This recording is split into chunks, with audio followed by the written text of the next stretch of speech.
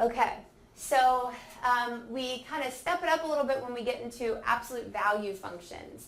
And so all of us know what an absolute value function does. We say, if you were trying to explain to an elementary schooler what absolute value is, you would say it makes things positive. And that is true, but that is not what you'll find in textbooks, right? There's a real definition there. And we need to recognize that absolute value is actually a piecewise function in order to properly answer this question, because we know that when we are at a place on the graph where weird things are happening, we have to check from the left and right and make sure they're the same thing before we can say what the limit is. And so what is the formal definition of an absolute value function? Well, there's two cases. It makes things positive, right? Well, absolute value of 3 is 3. I got the same thing that I put into it, and that's because what I put into it was already positive. Also, the absolute value of 0 is 0, so it also doesn't change. So we end up with one of these piecewise functions. If what you put into it is already positive or 0, then you get out the same thing you put into it. Like I said, absolute value of 3 is 3. You get the same thing.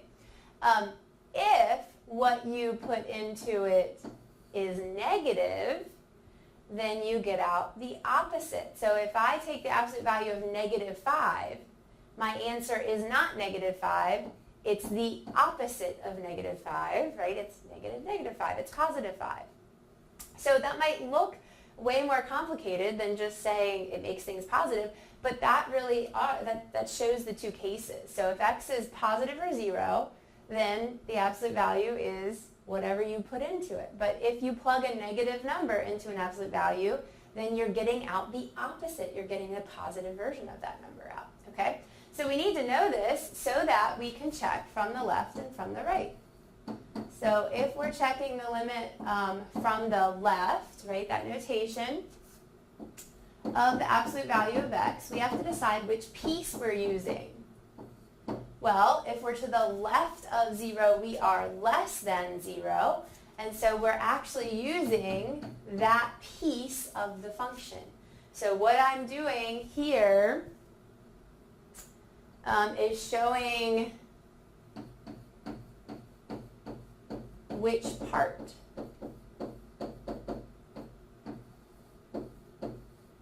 We are using, all right? So what is the original problem was the absolute value of x, but the absolute value of x is defined by two pieces, and so I'm showing which piece I'm actually using, and then once I've done that, I'm ready to try to just take the limit. Well, the little minus sign does not affect the fact that we just plug in. The minus sign is what told me to use the negative x versus the positive x. We already did that part. So we keep it there to be consistent, but we really are just plugging in 0. So remember, once I plug in, there was a negative and a x, so I got that negative and my x is 0, but negative 0 is 0, right? So once I plug in, limit sign's gone, right? I did what the symbol asked me to do. So we have now done the limit from the left. Now we're going to do the limit from the right. So if I want to do the limit from the right of absolute value of x, I have to decide which piece I'm using. Well, if I'm coming from x's that are to the right of 0, then that is x's that are greater than 0. So now I am using this piece, the positive x piece. And that's what the plus told me was which piece I should be using. After that, it's back to kind of a normal problem. So I take the limit by replacing x with my number. Again, the superscript doesn't matter. That just told me which piece to use. It was important, but it doesn't matter for this step. It's just the 0 that I'm plugging in.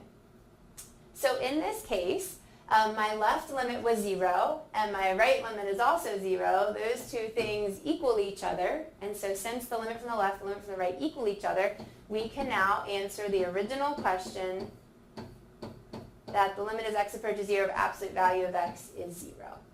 So you might be wondering why on this problem I did the whole left and right thing and on the last few I didn't.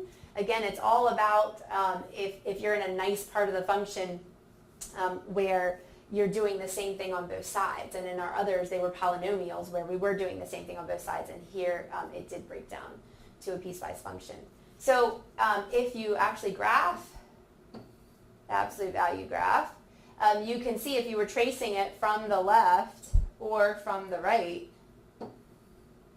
you would be heading towards 0. So both the left and the right limit give you 0.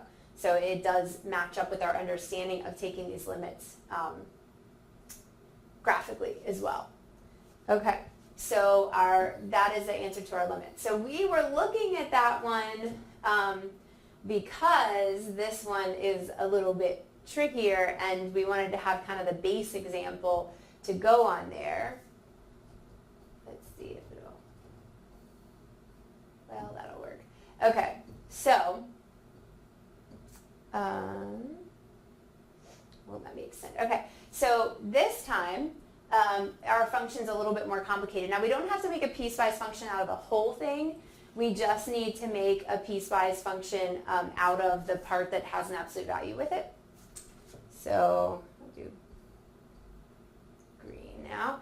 All right, so we need to look at our previous one to kind of see why this makes sense. So how do we define the absolute value of x minus 3? It's going to also be a piecewise function, just like the last one. It's just a slightly more complicated piecewise function. So we're going to make some comparisons there. Okay, so remember, it's not about whether x is positive or negative. It's about whether the thing you're taking the absolute value of is positive or negative. And that's really important. And a lot of students kind of glaze over that, but it matters. So if I plug in 2, that's a positive number, but what I'm actually taking the absolute value of is 2 minus 3, or negative 1. So by the time I get to the absolute value part, absolute value of negative 1, right, I need to make it a positive of that.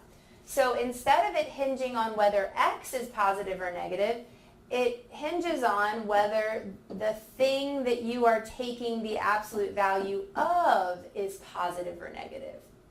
And so it matters if x minus 3 is greater than or equal to 0, or if x minus 3 is less than 0. Okay, and now you're not used to seeing piecewise functions look like that, and we'll fix it up, but that's the starting point. Just start with what you know and get there. Don't think you're supposed to know everything from the beginning. So if what you're taking the absolute value of is positive or 0, then you get out what you put in it. If what you're taking the absolute value of is negative, then you get out the opposite. So if you kind of just take a deep breath and slow down and look, it really does match up with what we have over here. It's just that there's something more complicated than just an x inside, and so these look more complicated too. But how we normally see this, if we add 3 over, that's how you would normally see your conditions. And then if I add 3 over here, right, so it actually ends up depending on whether x is greater than or equal to 3 or x is less than 3, not whether x is positive or negative, because we do something to x before we take the absolute values. Okay, so once we have our piecewise function, we're ready to do the left limit and the right limit, just like we did before. So if we want to do the limit as x approaches 3 from the left,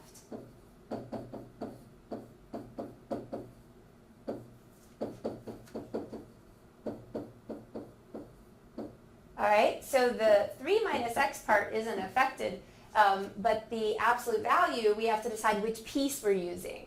And so here we are coming from the left of 3. That means we are less than 3.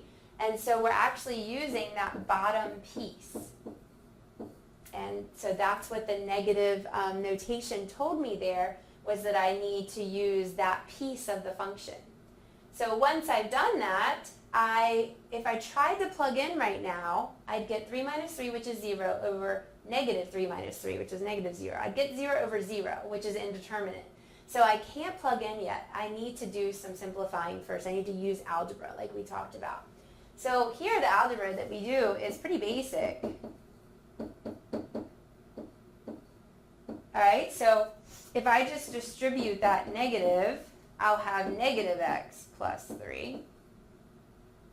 And if I rearrange that, that is 3 minus x. I should always have my limit sign. All right, well, 3 minus x over 3 minus x, if I try to plug in, I will again get 0 over 0, which is not good.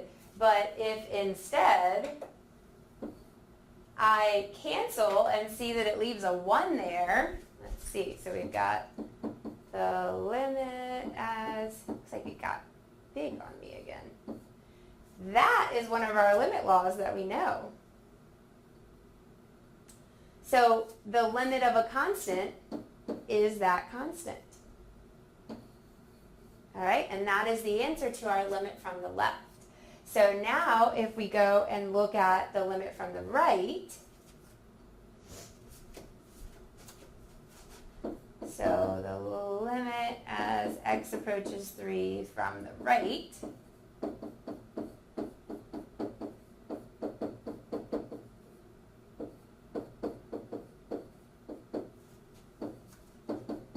all right, which piece are we using? Well, if we're to the right of 3, we're greater than 3. And when we're greater than 3, we use x minus 3, regular x minus 3. Okay, if you tried to plug in to take the limit, you would get 0 over 0. So we have to do some algebra. And here we can do kind of some factoring.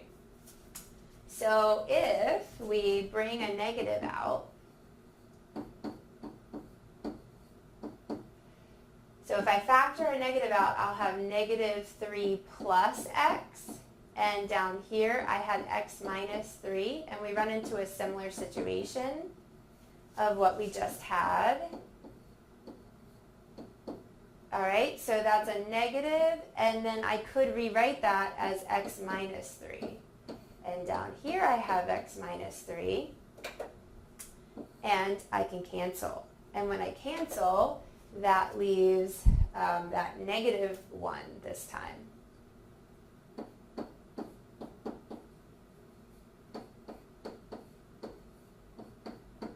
And we know that the limit of a constant is that constant. So here we get negative 1. All right. So this limit does not exist. Why does it not exist, right? Well, we checked the limit from the left and we got positive 1. We checked the limit from the right and we got negative 1. Those two don't equal each other, and when the left and right don't match up, then we say the limit does not exist. So I wanted to make sure to show you one of those. That's about as bad as it gets. So I did have to recognize that an absolute value is actually defined as a piecewise function. I did then have to check from the left and the right using the appropriate piece of the function, recognize that I was getting indeterminate forms, so doing some algebra to simplify, and then getting my answers to verify. Okay, so come back to this one if there's anything. I always try to make sure that I have examples at the level of the homework or harder so that you have something to reference and you know you can tackle anything from here.